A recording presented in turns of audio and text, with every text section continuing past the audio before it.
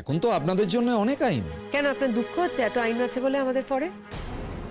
দেখুন, এই চেয়ারে বসে আমি কি করে বলি বলুন তো, আমার দুঃখ হচ্ছে। তবে এই আইনকে মেয়েরা কিভাবে ব্যবহার করে আপনারা জানেন? আমরা তো অন্তত ব্যবহার করতে আসিনি স্যার, আমরা তো আইনের সাহায্যটা নিতে এসেছি, খুব জেনুইনলি সাহায্য নিতে এসেছি। আর যদি সুচরিতাদিকে ও বাড়িতে ঢুকতে না দেওয়া হয় তাহলে, আর এই অত্যাচার, যে অত্যাচারটা সুচরিতাদির উপর দিনের পর দিন ধরে চলেছে, সেই অত্যাচারটা যদি কন্টিনিউড হয় তাহলে তো স্বাভাবিকভাবেই সুচরিতাদিকে ডোমেস্টিক ভায়োলেন্সের জন্য কেস করতে হবে। কারণ শ্বশুর বাড়িতে থাকাটা ওর অধিকারের মধ্যে পড়ে স্যার, আপনিও নিশ্চয়ই জানেন। স্বামী থাকুক বা না থাকুক, স্বামী মারা যাক অথবা যদি ডিভোর্সও হয়ে গিয়ে থাকে, তাহলেও তার বিবাহিত স্ত্রী ওই বাড়িতেই থাকবেন, এটা তার অধিকারের মধ্যে পড়ে। সেই অধিকারটা থেকে ওকে তো বঞ্চিত করা হচ্ছে, সেটা কি করে মেনে নিই? আর এই যে অধিকারটা, এই অধিকারের কথাটা কিন্তু আইনেই বলা আছে। এই আইনের সাপোর্টটা আমরা যাতে পাই, এটা যাতে আপনারা ভালো মতো অ্যাক্টিভেট করেন, খুব তাড়াতাড়ি অ্যাক্টিভেট করেন, সেই সাহায্যটা আপনার কাছ থেকে চাইতে এসেছি। বোঝাতে পারলাম? মহা মুশকিল তো।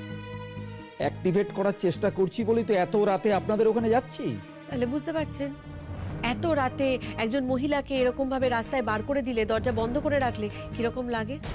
আমাদের প্রত্যেকটা মেয়েরও তো ঘর বাড়ি রয়েছে, আমরা তো যেতে পারছি না। এই এত রাতে আমরাও কিন্তু বাড়িতে ফিরতে পারছি না স্যার, আমাদেরকে এই কেসটার জন্য থানায় ছুটে আসতে হয়েছে এত রাতে।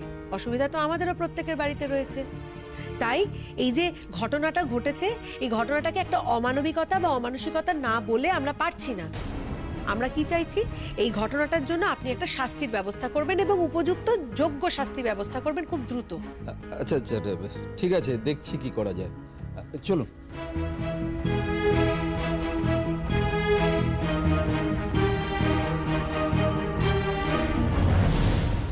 এই বড় ছেলের বউটাকে কিছুতেই বুঝিয়ে উঠতে পারছি না। আজ আর দরজা খোলা হবে না, তুমি যেখানে আছো ওখানেই বসে থাকো। পুলিশ!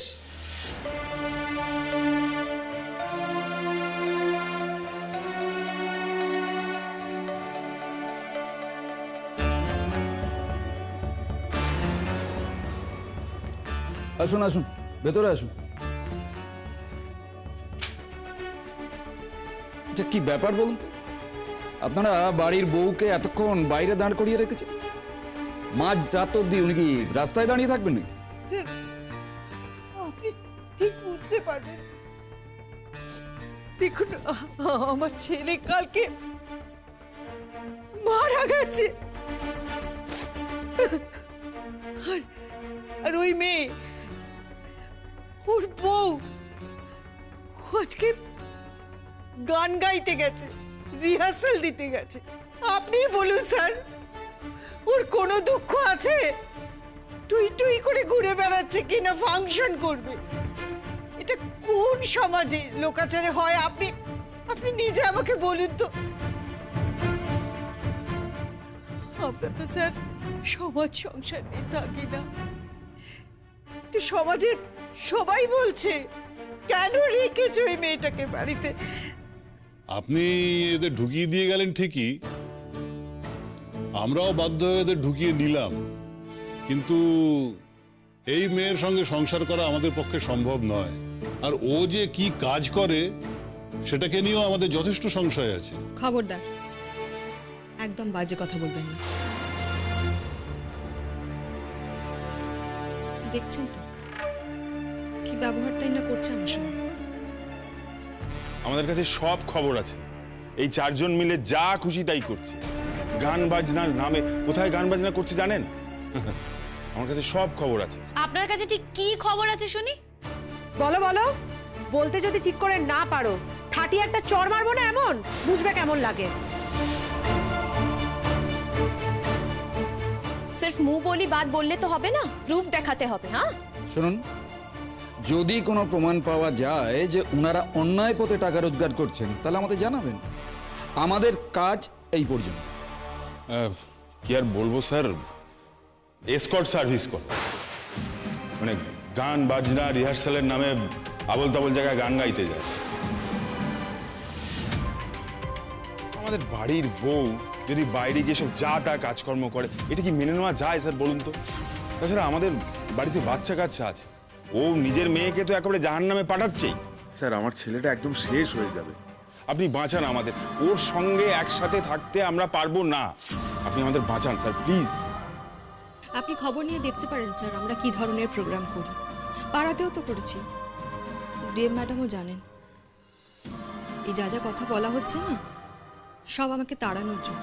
ওগুলো সব ওপর ওপর, আর ওর আড়ালে ওরা কি করে যাচ্ছে আপনি স্যার ভাবতেও পারবেন না। আর এই হচ্ছে নাটের গুরু। এই তো কদিন হলো বিয়ে করে এসছে, এতদিন তো আমার বউ কোনোদিনও বাড়ি থেকে বেরোয়নি। আমি তো বলছি না স্যার যে চিরকাল আমার বউ খারাপ, আমি তো ওর বদনামও করছি না, এগুলো এই সম্প্রতি হয়েছে। আমার ছেলেটা মরে যাচ্ছে, ও তাতে কোনো শোক নেই, ও শুধু এই টাকা রোজগারের ধান্দায় ছুটে বেড়াচ্ছে। আচ্ছা, ওকে এত টাকা রোজগার করতে কে বলেছে বলুন তো? কি করতাম বলুন তো বাবা, টাকা পয়সার তো দরকার, আর আপনারা তো আমাদের সমস্ত সম্পত্তি নিজেদের নামেই নিয়ে নিয়েছেন। দেখুন, যদি তাই হয়ে থাকে তাহলে আপনি আইনে যান, আইনের সাহায্য নিন, কোর্টে গিয়ে কেস করুন।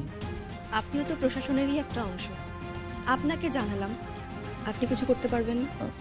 দেখুন, এইভাবে বললে তো হবে না, আপনি সময় মতো ঠিক জায়গায় বলবেন আর কি। স্যার, আপনার সঙ্গে আমাদের অনেক কথা আছে, আত্মীয় স্বজনদের জিজ্ঞাসা করুন, সবাই তো আছে না, পাড়া প্রতিবেশীরা এতক্ষণ ছিলেন, রাত হয়ে গেছে, সবাই চলে গেছে, ছি চিৎকার করছে সবাই স্যার, সবাই ছি চিৎকার করছে। আমরা একা বলছি না স্যার, এরা সাংঘাতিক, এরা ভয়ঙ্কর, এরা পুরো পাড়াটাকে নষ্ট করে দিচ্ছে। এই পাড়ার স্বাস্থ্য রক্ষার দায়িত্ব তো আমাদের মধ্যেও পড়ে স্যার। আমরা একজন এই পাড়ার কর্তব্যপরায়ণ নাগরিক, একেতেই সন্তান শোকে আমরা কাবু হয়ে আছি, তার মধ্যে আবার এরা। এগুলো একটাও সত্যি কথা নয় স্যার, বিশ্বাস করুন, এগুলো সব ওরা মিথ্যে কথা বলছে আমাকে তাড়ানোর জন্য। আমার নামে মিথ্যে স্ক্যান্ডাল করছে, ডিমিন করার চেষ্টা করছে আমাকে। দেখুন স্যার, এখানে একটাই কথা আপনাকে বলবো, এখানে যে যা বলছে সেটা তো মুখের কথা, তো সেই কথার কিন্তু প্রমাণ নেবেন। আর হ্যাঁ, আজকে আপনাদের আমি সত্যিই মন থেকে ধন্যবাদ জানাচ্ছি। আপনারা ছিলেন বলেই আজ হয়তো সুচরিতাদি ঘরের ভেতর ঢুকতে পেরেছে, না হলে পারতো না। তবে হ্যাঁ, আরেকটা কথাও আমি আজ বলে রাখছি, ভবিষ্যতে যদি সুচরিতাদির ওপর এরকম অত্যাচার হয়, শারীরিক কিংবা মানসিক, আমি কিন্তু আবার থানায় যাব। হ্যাঁ স্যার, আবার আপনার কাছে যাব, আর আমরা কিন্তু এই বিষয়ে খেয়ালও রাখবো।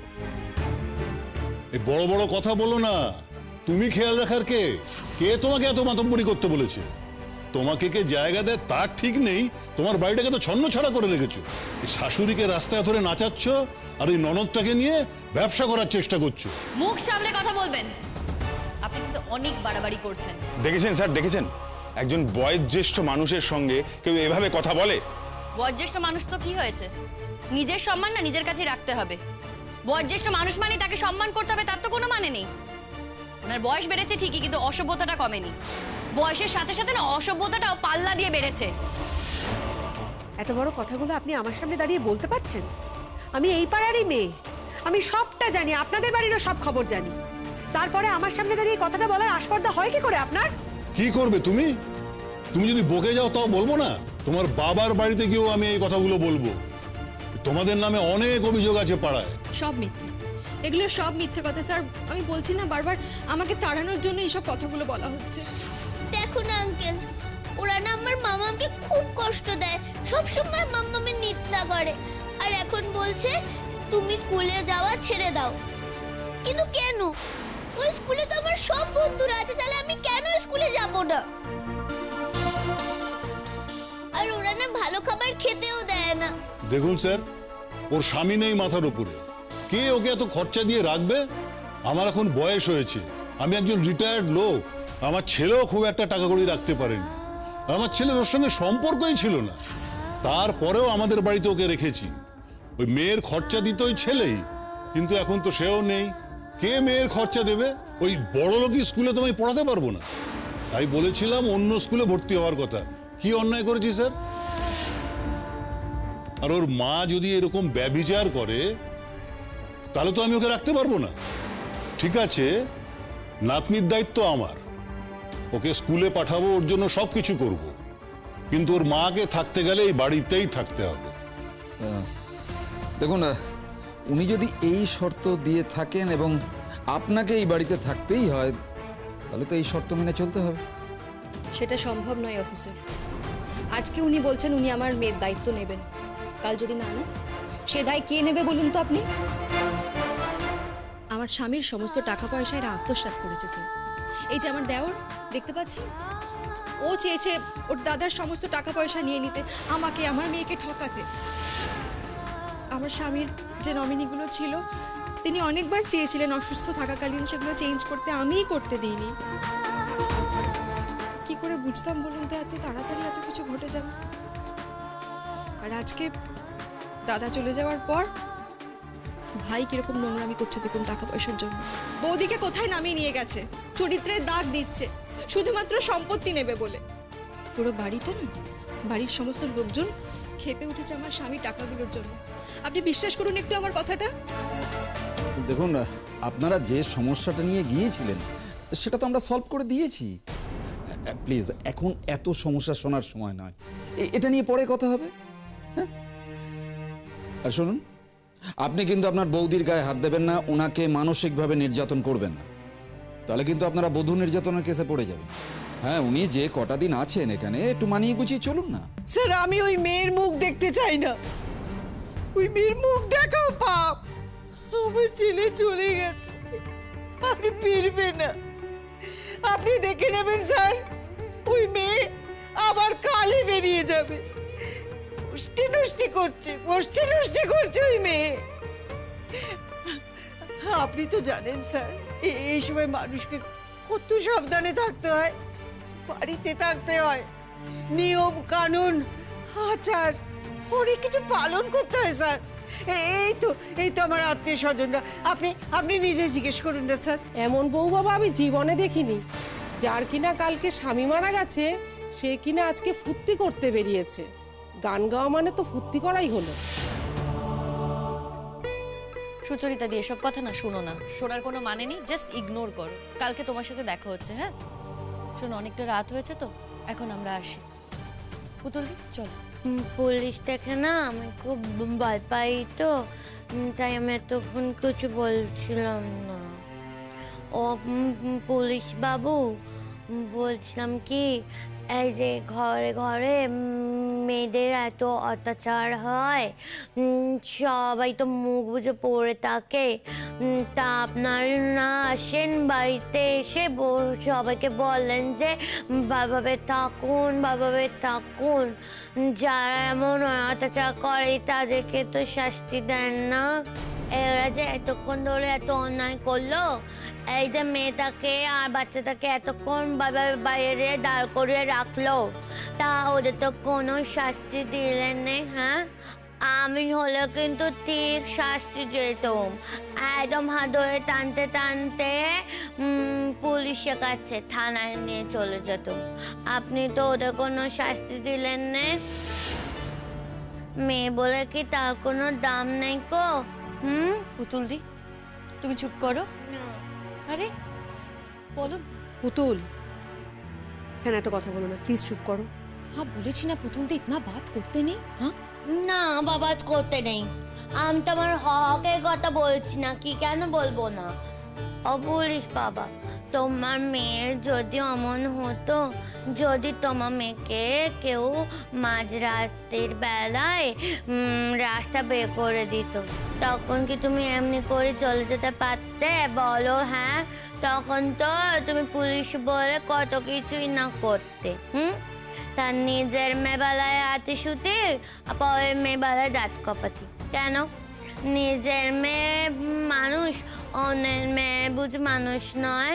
হ্যাঁ, অন্যের মেয়ে বুঝি প্রতি তোমার কোনো মায়া দয়া নেই গো? হ্যাঁ বলি, ওরাও তো কত কষ্ট করছে, তোমাকে দেখে একটু মায়া দয়া হয়নি?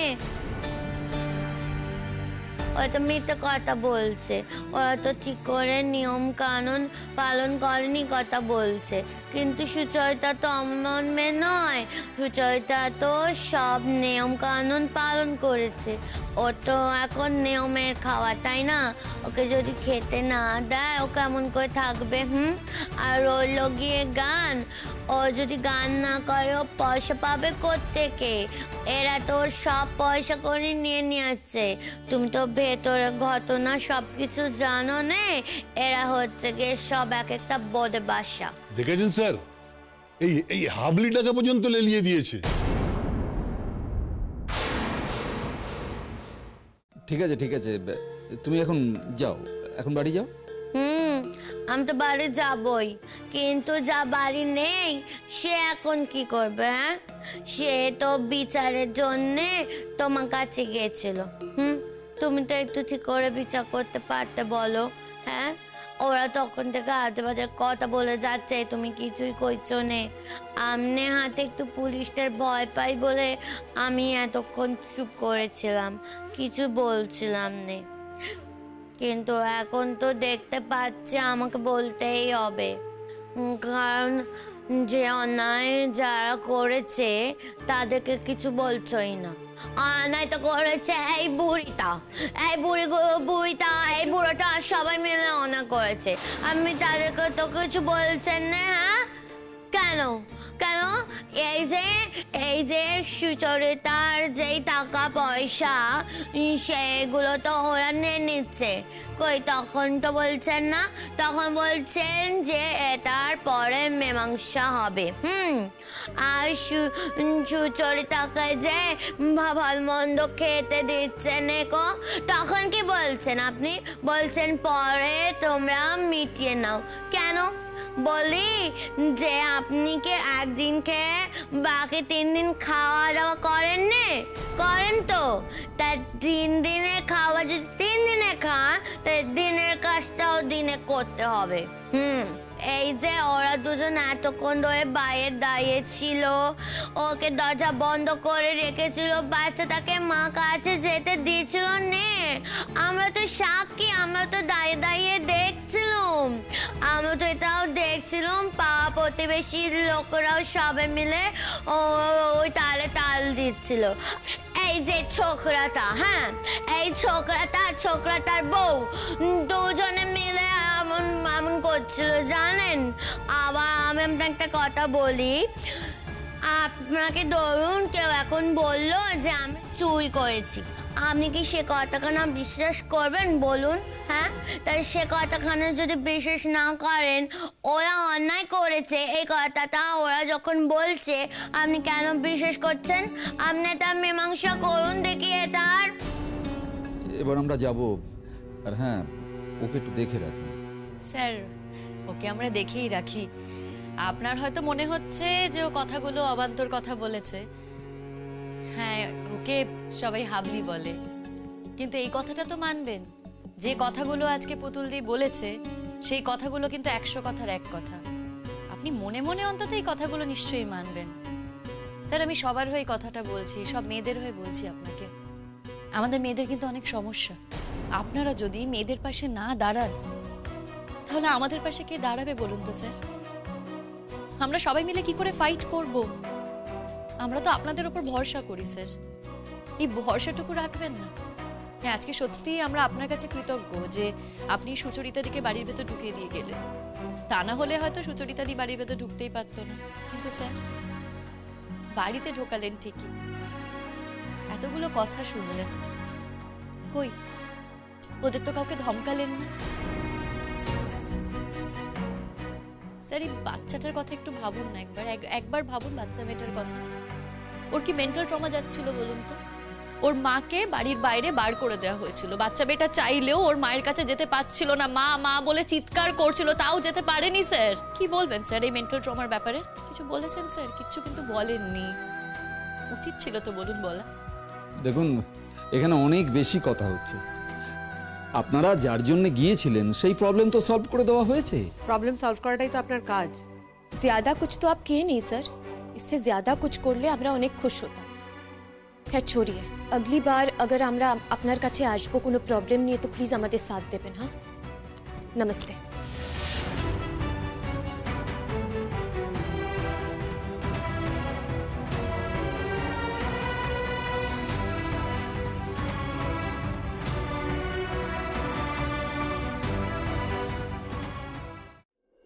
দাও দাও দাও, আমাকে দাও, আমাকে দাও। না না, দাও বৌমা। বলো না গো, কি বলছিলে সুচরিতার কথা একটু বলো। আর কি বলবো মা, থানা পুলিশ করে তারপর সুচরিতাদিকে বাড়ির ভেতর ঢোকাতে পেরেছি। দেখো কাণ্ড। আমি তো ভাবছিলাম তোমার কথা, তুমি নিশ্চয়ই চিন্তা করছো, তাছাড়া আমি এটাও ভাবছিলাম পুতুলদির তো খাওয়ার জন্য দেরি হয়ে যাচ্ছে। সত্যি তো, কতটা রাত হয়ে গেল বলো তো। ও কি কথা, একদিন খাওয়ার দেরি হলে কি হয়? আর এমন কিছু দেরিও হয়নি গো বৌমা।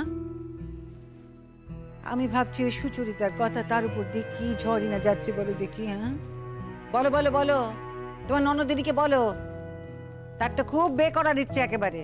হ্যাঁ, বের জন্য একেবারে হেঁদিয়ে মরছে। দেখেছিস দেখেছিস তো বে করলে কি কি হয়। কিন্তু মা, আমার না কেন জানি মনে হয় যে আমার যদি কখনো বিয়ে হয় তাহলে আমার যে বিয়ে করবে আমার বাবা আমাকে খুব ভালোবাসবে। তাই যেন হয় পুতুলদি। এটা হলে না আমরা সবাই খুব খুশি হব। আর তুমি তো মানুষটা ভালো, তোমায় কেউ ভালো না বেশে থাকতেই পারবে না। তোমার শত্রুও দেখো তোমাকে খুব ভালোবাসবে। কিন্তু তোর বাকি তাই ঘটলো? তুই যেমন এখন বাবার কথা বলছিস। আমার কথা বাদ দাও। না না, বাদ দেবে কেন গো মা? আমার মাঝে মাঝে এমন লাগে যে আমি লজ্জা করে, আমার লজ্জা। তোমার দিকে মুখ তুলি তাকাতে আমার লজ্জা করে গো বৌমা, তাকাতে পারিনি। তাই তো ভাবি এই সেদিনকার কথা, বেদে মেয়েটাকে নিয়ে এলুম, তারপর থেকে আমার এই চোখের সামনে কত ভাবে তাকে নাকাল হতে দেখলুম। এত কথা বলছিস কেন তুই বুড়ি? হ্যাঁ, তুই কিছু কম করেছিস নাকি ওর সাথে? করেছি তো করেছি তো, আমি অনেক অত্যাচার করেছি।